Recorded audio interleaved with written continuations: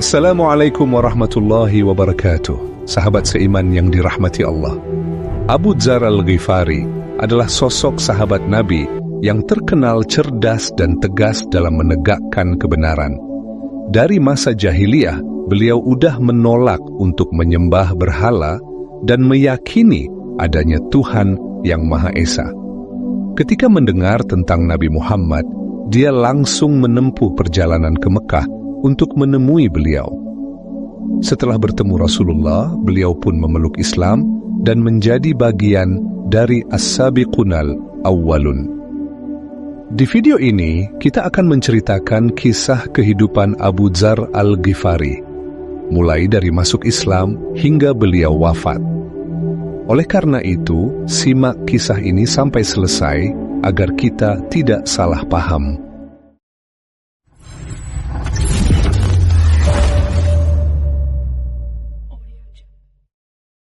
Oke, kita mulai kisahnya dari sini. Nama asli beliau adalah Jundub bin Junadah. Tapi, orang-orang lebih mengenal beliau dengan panggilan Abu Dzar Al-Ghifari. Dari namanya aja udah jelas banget kan dari mana asal beliau? Ya, beliau berasal dari suku Ghifar. Nah, suku Ghifar ini bisa dibilang kayak kampung preman lah waktu itu. Emangnya kenapa? Karena orang-orang Ghifar sering banget ngerampok rombongan dagang yang melewati daerah mereka. Dari segi fisik, Abu Dzar memiliki tubuh yang tinggi besar dan kulitnya berwarna hitam. Pokoknya kalau kalian jumpa beliau di tengah jalan, pasti kalian langsung ketar-ketir. Gimana enggak? Tubuhnya tinggi besar, kulitnya hitam, ditambah lagi beliau berasal dari suku Ghifar. Udah lengkap banget kan aura seremnya? Tapi menariknya sahabat seiman, meskipun perawakannya terlihat seram dan asalnya dari kampung kriminal, Abu Dzar ini termasuk dalam golongan As-Sabiqunal Awwalun, alias orang-orang pertama yang masuk Islam. Bahkan sejarah mencatat kalau beliau adalah orang kelima yang masuk Islam. Nah, yang jadi pertanyaannya sekarang, kok bisa sih seorang Abu Dzar yang tinggal di daerah kriminal dan jauh dari kota Mekah malah menjadi salah satu orang yang pertama masuk Islam? Penasaran? Yuk, langsung aja kita masuk ke kisah masuk Islamnya Abu Dzar Al-Ghifari. Di masa jahiliyah, Abu Dzar ini dikenal sebagai orang yang cerdas dan tegas dalam menegakkan kebenaran. Bahkan saking tegasnya, Abu Dzar nggak pernah mau menyembah berhala. Bagi Abu Dzar, berhala itu bukanlah Tuhan. Beliau yakin kalau Tuhan yang sebenarnya adalah Tuhan yang Maha Pencipta dan Maha Agung. Hal itu terbukti begitu beliau mendengar ada seorang nabi yang menyuruh orang-orang untuk meninggalkan berhala. Beliau pun langsung menyiapkan bekal dan rela menempuh perjalanan yang jauh untuk menjumpai nabi tersebut. Waktu itu, Abu Dzar pergi ke Mekah bersama ibunya dan saudaranya yang bernama Unais. Ketika mereka hampir sampai di Mekah, Abu Dzar berkata kepada Unais, "Wahai saudaraku, pergilah engkau lebih dulu ke Mekah. Aku akan menunggu di sini bersama ibu. Cobalah kau cari tahu tentang pria itu, siapa sebenarnya dia, dan bagaimana penduduk Mekah menanggapinya." Akhirnya, Unais pun berangkat menuju Mekah, sedangkan Abu Dzar dan ibunya menunggu Unais di tempat mereka beristirahat. Waktu terus berlalu, tapi Unais nggak kunjung kembali. Abu Dzar pun mulai merasa gelisah. Setelah sekian lama menanti, Unais pun akhirnya kembali. Tanpa membuang waktu, Abu Dzar langsung bertanya, "Bagaimana? Apa yang kau ketahui tentang pria itu? Apa yang dikatakannya?" Unais menjawab, dia mengaku sebagai seorang nabi yang diutus oleh Allah Subhanahu wa Ta'ala. Abu Dzar pun melanjutkan pertanyaannya, "Lalu, bagaimana tanggapan penduduk Mekah tentang orang itu?" Sebagian orang mengatakan bahwa dia seorang penyair. Ada juga yang menyebutnya sebagai tukang sihir. Bahkan, ada yang menuduhnya sebagai dukun. Jawab Unais. Mendengar jawaban itu, Abu Dzar terdiam sejenak, lalu kembali bertanya, "Menurutmu gimana? Apakah pandanganmu sama kayak penduduk Mekah itu?" Unais pun menjawab, "Aku udah sering bertemu dengan dukun, dan apa yang diucapkan oleh orang itu melambangkan kalau dia bukan seorang dukun. Dukun biasanya punya aura yang suram dan wajah yang butek, sedangkan orang ini sama sekali tidak terlihat seperti itu. Dari wajahnya saja sudah kelihatan berbeda, apalagi dari perkataannya." Abu Dzar yang masih penasaran kembali bertanya, "Menurutmu, apakah dia seorang penyair?" "Aku ini penyair, aku paham betul soal sastra. Tapi apa yang dia sampaikan sulit diterima sebagai karya sastra. Bahasa yang dia gunakan jauh lebih tinggi dari sekedar syair. Yang kulihat, ini bukanlah ucapan seorang penyair," jawab Unais. Abu Dzar pun bertanya lagi, "Jadi, apa kesimpulanmu?" "Menurutku, dia adalah orang yang jujur. Justru penduduk Mekah lah yang berdusta." Mendengar jawaban itu, Abu Dzar langsung berkata, "Baiklah kalau begitu, sekarang kau yang jaga ibu. Aku akan pergi ke Mekah, aku mau menjumpai orang itu." Sebelum Abu Dzar berangkat, Unais berpesan kepadanya, "Hati-hati saudaraku, penduduk Mekah sangat sensitif dengan isu ini. Jika kau tidak berhati-hati, mereka bisa memukuli atau bahkan membunuhmu. Saat ini, masalah ini lagi panas-panasnya." Setelah mendapat peringatan dari Unais, Abu Dzar pun mulai berhati-hati. Setibanya di Mekah, ia mulai mengamati keadaan di sekelilingnya dengan cermat. Dalam hatinya, ia berpikir, "Aku harus mencari orang yang paling lemah dan paling kurus. Setidaknya, kalau dia marah atau tersinggung dengan pertanyaanku, dia nggak akan berani macam-macam." Setelah mencari, akhirnya Abu Dzar menemukan seseorang yang sesuai dengan kriterianya. Dia pun mulai bertanya kepada orang itu dengan berbisik, "Apakah kamu tahu tentang seseorang yang dijuluki Sabi?" Pada masa itu, kaum Quraisy menyebut Nabi Muhammad sebagai Sabi, yang artinya orang yang dianggap keluar dari ajaran nenek moyang mereka, atau dalam istilah lain, seperti seorang yang murtad dari tradisi lama. Setelah Abu Dzar mengajukan pertanyaan itu, orang kurus tadi langsung berteriak, "Wahai penduduk Mekah, di sini ada orang yang ingin mengikuti si murtad." Begitu mendengar teriakan itu, orang-orang langsung bereaksi. Tanpa pikir panjang, mereka mulai melempari Abu Dzar. Ada yang melemparinya dengan batu, ada juga yang melemparnya dengan tanah, bahkan ada juga yang melempar tulang ke arahnya. Kerumunan itu terus menyerang Abu Dzar hingga tubuhnya penuh dengan luka dan darah. Lemparan demi lemparan membuatnya nggak berdaya, sampai akhirnya ia terjatuh dan tidak sadarkan diri. Belakangan, Abu Dzar mengenang kejadian itu dan berkata, "Saat itu, aku seperti bata merah," menggambarkan betapa tubuhnya berlumuran darah, tanpa ada seorang pun yang menolongnya. Abu Dzar akhirnya siuman, rasa haus langsung menyergapnya.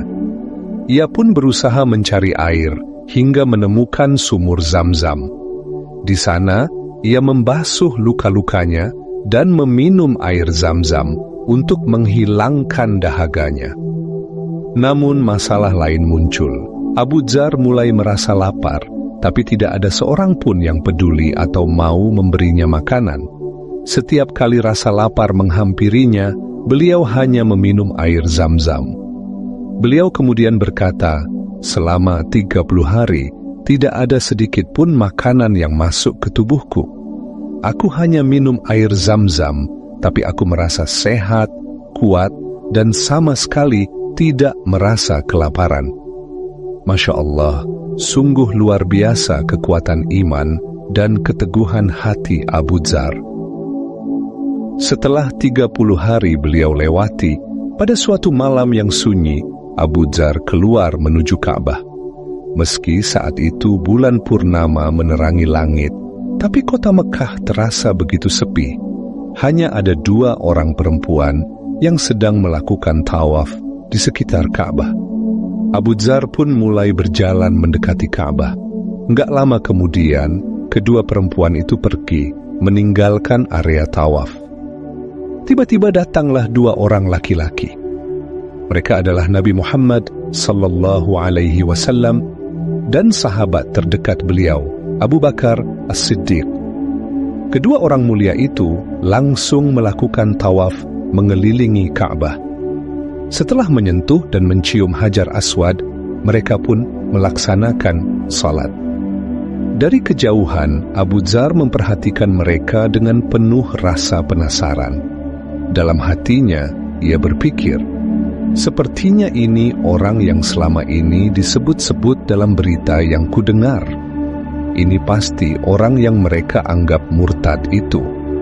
Setelah Rasulullah dan Abu Bakar selesai melaksanakan salat, Abu Dzar mendekati mereka, lalu mengucapkan salam. Mendengar salam tersebut, Nabi SAW menjawabnya dengan lembut. Kemudian Nabi bertanya, "Engkau dari mana? Dan engkau berasal dari suku apa?" Abu Dzar pun menjawab, "Aku dari suku Ghifar." Mendengar jawaban itu, tiba-tiba Rasulullah meletakkan tangannya di dahi beliau. Saat itu Abu Dzar langsung merasa cemas. Jangan-jangan beliau merasa keberatan dengan kedatanganku, atau apa karena aku berasal dari suku Ghifar. Di tengah keheningan itu, Nabi pun bersabda, "Sesungguhnya Allah memberi hidayah kepada siapapun yang Dia kehendaki." Kemudian Nabi melanjutkan pertanyaannya, "Udah berapa lama engkau di sini?" "Aku di sini sudah 30 hari 30 malam." Nabi kembali bertanya, "Lalu siapa yang memberimu makan selama itu?" "Tidak ada. Selama 30 hari 30 malam, aku hanya minum air Zam-Zam. Tapi meskipun begitu, aku tetap merasa kuat dan sama sekali tidak merasa lapar." Mendengar cerita Abu Dzar, Nabi Muhammad SAW pun bersabda, "Sesungguhnya air Zam-Zam itu penuh berkah."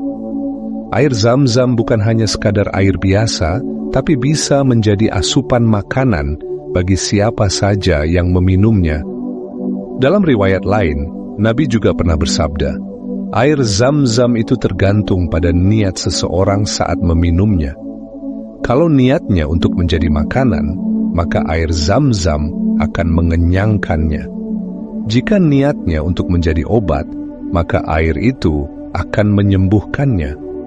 Setelah mendengar cerita Abu Dzar, Abu Bakar As-Siddiq pun berkata, "Wahai Rasulullah, izinkan aku untuk menjamu orang ini." Lalu Nabi Muhammad SAW mengizinkannya, dan Abu Bakar pun membawa Abu Dzar untuk makan bersama. Abu Dzar kemudian berkata, "Ini adalah pertama kalinya makanan masuk ke perutku setelah sebulan lamanya." Setelah itu, Abu Dzar pun bersyahadat di depan Rasulullah. Di hari itulah beliau resmi menjadi seorang Muslim dan menjadi salah satu dari as-sabiqunal awwalun, yaitu orang-orang pertama yang memeluk Islam.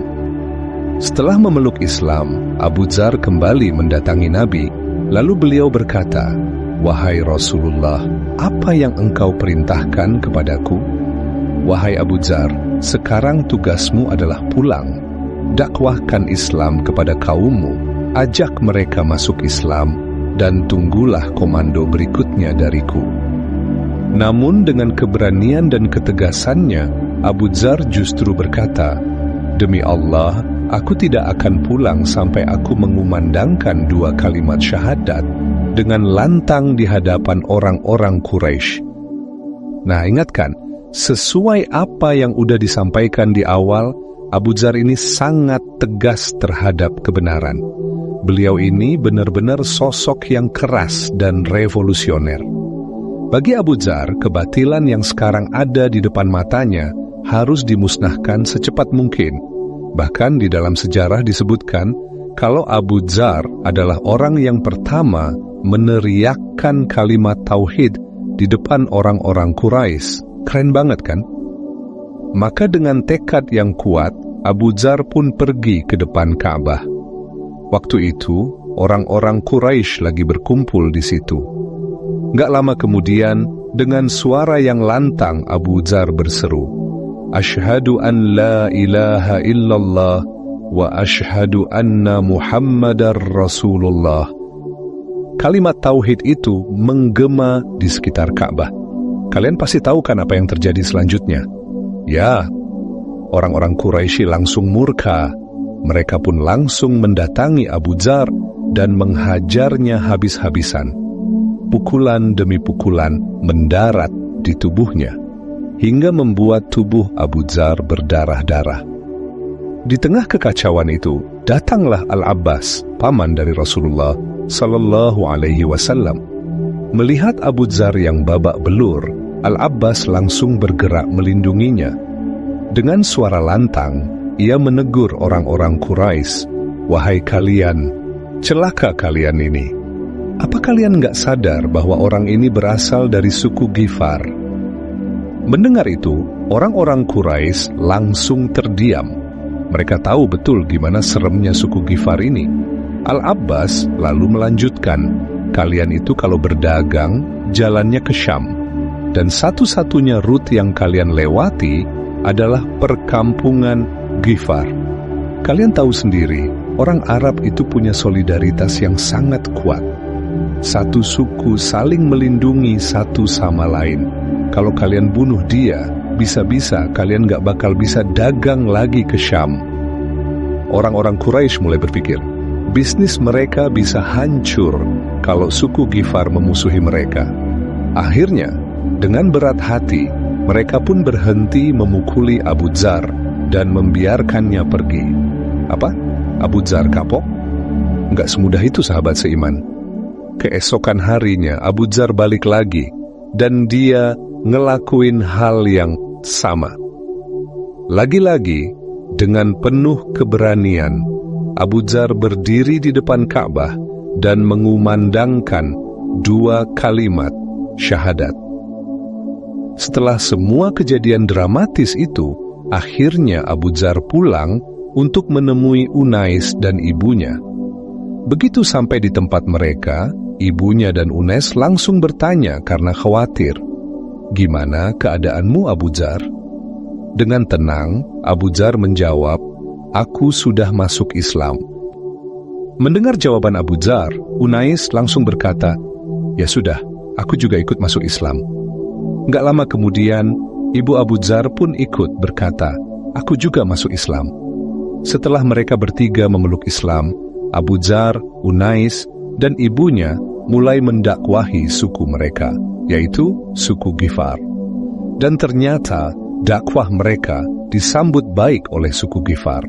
Akhirnya, orang-orang Ghifar satu persatu mulai memeluk Islam. Bayangkan sahabat seiman, berkat peran Abu Dzar, suku Ghifar yang dulu dikenal sebagai suku kriminal, suku perampok, sekarang satu persatu mulai masuk Islam. Masya Allah, hidayah Allah benar-benar nggak bisa diduga. Tapi perjuangan Abu Dzar nggak berhenti di situ. Setelah mendakwahi sukunya, beliau pun melanjutkan dakwahnya ke suku Aslam. Kalian tahu apa yang terjadi? Mendengar dakwah Abu Dzar Al-Ghifari, orang-orang Aslam juga mulai memeluk Islam. Gimana sahabat seiman? Keren nggak Abu Dzar Al-Ghifari? Ya jelas keren lah, pakai ditanya. Oke, yuk kita lanjut. Ketika Nabi Muhammad sudah hijrah ke Madinah, suku Ghifar dan suku Aslam yang sudah masuk Islam pun datang menemui beliau. Mereka mendatangi Nabi untuk mengumumkan keislaman mereka di hadapan Rasulullah. Melihat itu Nabi Shallallahu Alaihi Wasallam sangat bahagia. Sambil tersenyum Nabi bersabda, "Ghifar, semoga Allah mengampuni mereka. Aslam, semoga Allah melimpahkan kedamaian kepada mereka." Dua suku ini didoakan langsung oleh Nabi Muhammad sesuai dengan arti namanya. Suku Ghifar namanya identik dengan Ghufran atau ampunan, sedangkan suku Aslam namanya identik dengan salam atau kedamaian. Makanya Nabi mendoakan ampunan untuk suku Ghifar, sedangkan suku Aslam didoakan dengan kedamaian.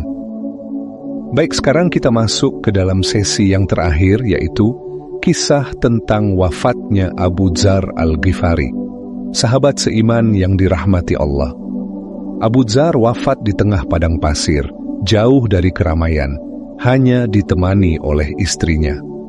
Kondisi Abu Dzar semakin melemah. Tubuhnya yang dulu kekar, kini terbaring lemah. Napasnya tersengal-sengal, tanda ajal sudah mendekat. Melihat keadaan suaminya yang seperti itu, Ummu Dzar nggak kuasa menahan air mata. Mendengar tangisan istrinya, Abu Dzar pun bertanya, "Kenapa engkau menangis?" Ummu Dzar menjawab, "Bagaimana aku tidak menangis? Engkau, suamiku, akan meninggal di tengah padang pasir yang sunyi ini, sedangkan aku tidak punya kain kafan untuk mengkafanimu. Lalu, siapa yang akan membantuku mengurus jenazahmu? Aku ini hanya seorang perempuan tua, tidak kuat menggali kubur sendirian." Mendengar kegelisahan istrinya, Abu Dzar pun tersenyum, lalu berkata, "Berbahagialah, jangan menangis. Aku pernah mendengar Rasulullah SAW bersabda kepada kami di dalam sebuah majelis, akan ada salah satu di antara kalian yang meninggal di tengah padang pasir, namun akan disaksikan dan diurus jenazahnya oleh sekelompok kaum muslimin. Dari semua sahabat yang hadir saat itu, kini hanya aku yang masih hidup. Itu berarti akulah orang yang akan meninggal di tengah padang pasir, seperti yang disabdakan Rasulullah. Jadi, jangan khawatir. Pasti akan ada kaum muslimin yang datang untuk mengkafani dan menguburkanku. Sabda Rasulullah itu pasti terjadi." Akhirnya Abu Dzar pun menghembuskan napas terakhirnya di tengah padang pasir yang sunyi. Gak lama setelah beliau wafat, datanglah serombongan kaum muslimin yang kebetulan melewati tempat itu. Dalam rombongan tersebut disebutkan ada seorang sahabat mulia, yaitu Ibnu Mas'ud. Ketika mereka melihat seorang wanita tua yang sedang menangis di samping jenazah, mereka pun bertanya, "Ada apa gerangan?" Dengan suara lirih, Ummu Dzar menjawab, "Ini suamiku, bisakah kalian membantuku mengkafani dan menguburkannya?" Mereka pun bertanya, "Siapa suamimu?" Dengan suara sendu, Ummu Dzar menjawab, "Abu Dzar Al-Ghifari." Mendengar nama itu, rombongan tersebut langsung gembira dan terharu. Abu Dzar, sahabat Rasulullah. Tanpa ragu, mereka langsung mengurus jenazah beliau. Mereka memuliakan Abu Dzar dengan mengkafani, mensalatkan, dan memakamkan beliau. Inilah kisah penuh hikmah tentang sosok Abu Dzar Al-Ghifari yang diriwayatkan di dalam Sahih Ibnu Hibban dan telah disahihkan oleh Syekh Albani. Semoga kisah ini bisa menjadi inspirasi dan manfaat bagi kita semua. Wallahu a'lam bissawab. Wassalamualaikum warahmatullahi wabarakatuh.